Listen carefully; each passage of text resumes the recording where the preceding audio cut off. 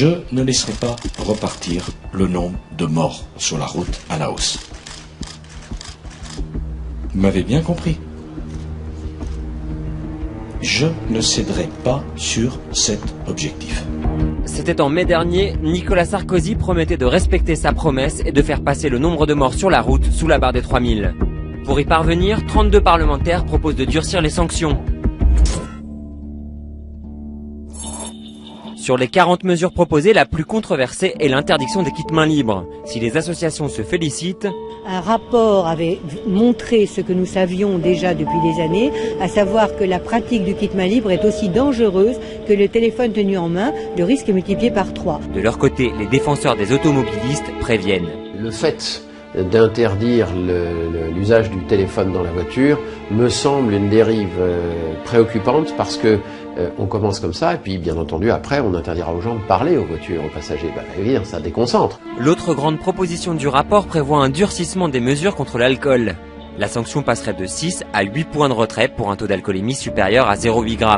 Les jeunes conducteurs seraient eux sanctionnés à partir de 0,2 g au lieu de 0,5 aujourd'hui. Une mesure inapplicable pour maître Éric de Caumont.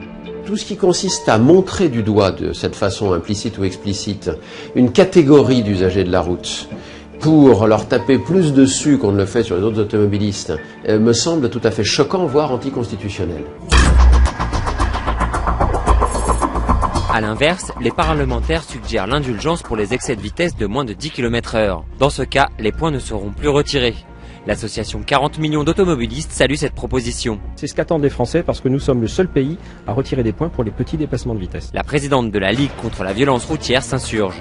Si cette mesure est prise, eh bien ce sera encore un signe et un mauvais signe donné vers les automobilistes. Et c'est tout simplement oublier que si nous avons eu ces chiffres depuis 2002, c'est parce qu'en 2002, il avait été décidé une faible tolérance pour les petits excès de vitesse.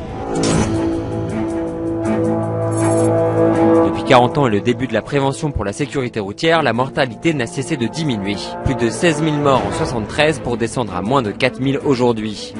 Mais depuis quelques années, les chiffres stagnent. Et à moins de 8 mois de la présidentielle, Nicolas Sarkozy devra trouver comment réduire le nombre de morts sur les routes sans pour autant prendre de mesures impopulaires.